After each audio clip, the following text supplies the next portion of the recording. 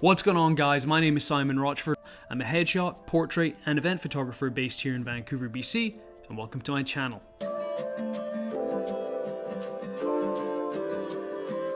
So the coronavirus, that's something that's been hitting news, social media, everything over the past couple of weeks and has had devastating effects not only on people's health, but also on their businesses at the same time. As photographers, it's something that has really affected many people's businesses.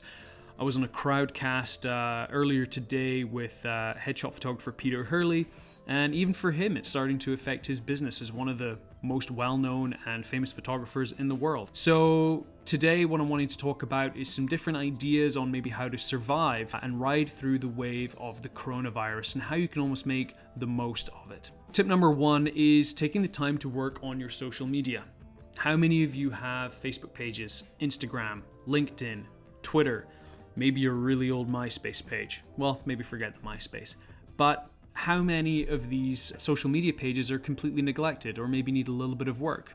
Maybe it's time to look at those things. Last night, I spent probably about an hour going through my Instagram, unfollowing a whole bunch of people that I had followed back in the day when follow for follow was a thing to do. And it helped clear out a lot of things. It's not something that's going to make me any money, but it's something that I hadn't had the time to do and I spent the time doing. The same thing with looking at maybe who's following you. Do you have any ghost followers or inactive followers? Have you blocked them and then unblocked them? To be able to make sure that your engagement is as high as possible. In the same line as working on your social media, what about working on your website? How many of us have been in that situation where we're saying to people, oh, I don't have time to work on my website, I'm too busy. Oh, if only I had time to work on my website. I'm shooting too much. I just don't have time to work on my website. Well, now is the time. Now is the time to take a look at your website and maybe do those things that you wanted to do. Yes, it may not change the situation right now, but once this thing is over and done with, you'll come out stronger having made those changes instead of having waited until afterwards. In relation to what we've mentioned before, branding.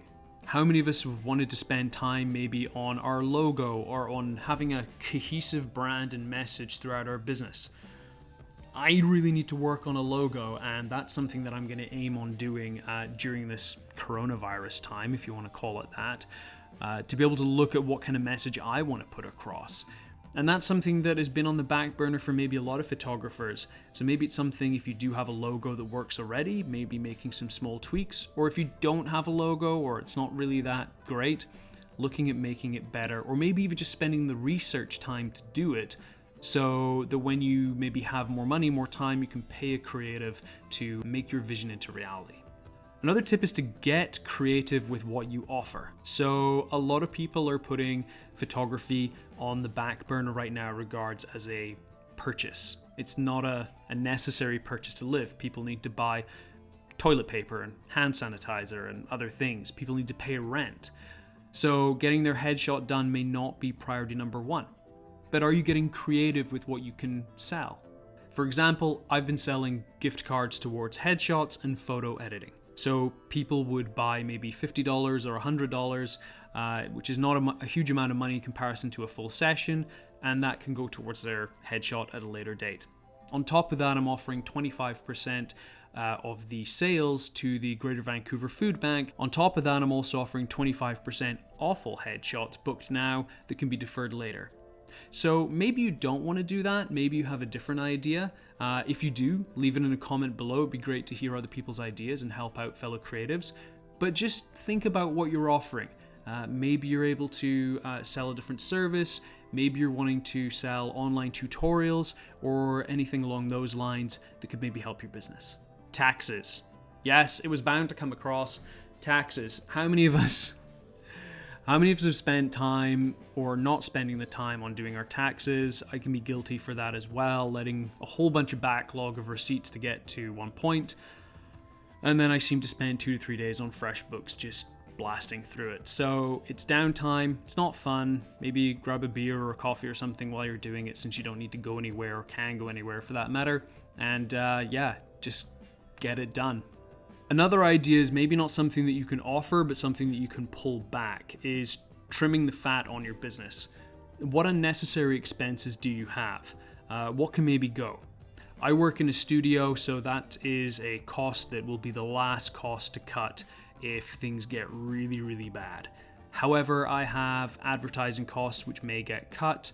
I have other things in relation to that which I could probably lower the amount of money that I'm spending.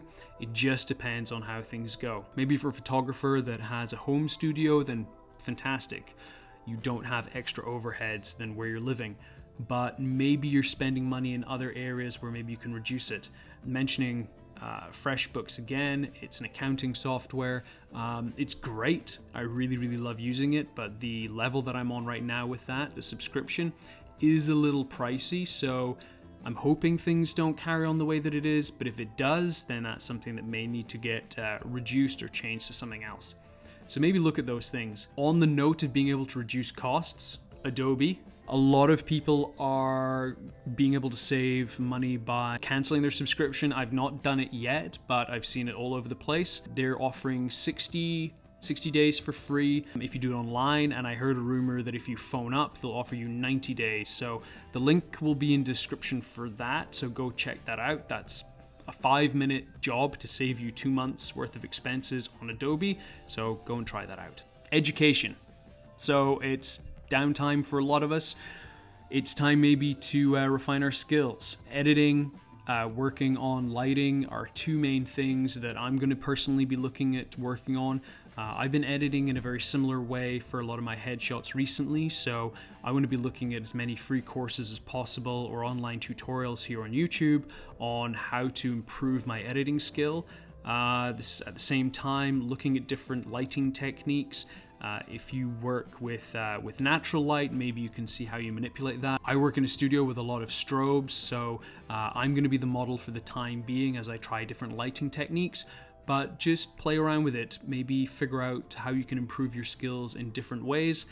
I'm working on this YouTube channel, which is something that I've always wanted to do, and so I've been learning on how to maybe build this channel. So yeah, see how it goes. If I'm still around, then you'll know that it's kind of working out.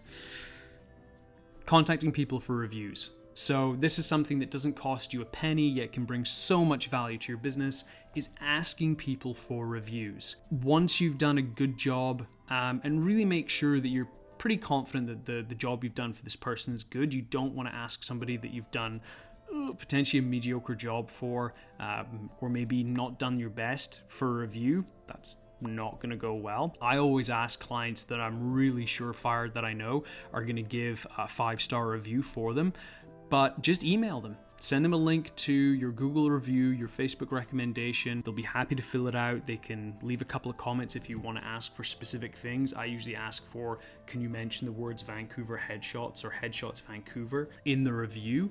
So try that out, and yeah, it may not make a huge difference now, but it'll make a huge difference later once we're out of this thing. The last idea that I had for being able to work through things during this coronavirus outbreak is organizing your studio or gear.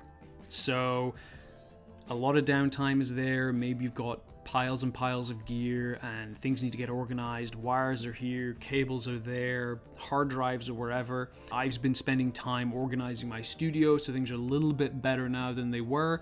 But the result is I have several bags in my storage unit at home that is full of stuff, full of lights that I need to sell, although this is probably not the best time to do that, and a lot of other things. It may not just be a physical cleanup. How many of us have hard drives that are just laden with stuff? Maybe our computers are disorganized, Lightroom catalogs are disorganized. Take the time, spend it now, so that when we get out of this thing and are on the other side of the coronavirus, we're stronger than ever. Thanks very much for watching. Those are my tips on how to survive the coronavirus as a headshot photographer, or any photographer for that matter. If you're new here, hit that subscribe button, hit the like button. Let's get this video out there to other people, and I will see you in the next video. Cheers.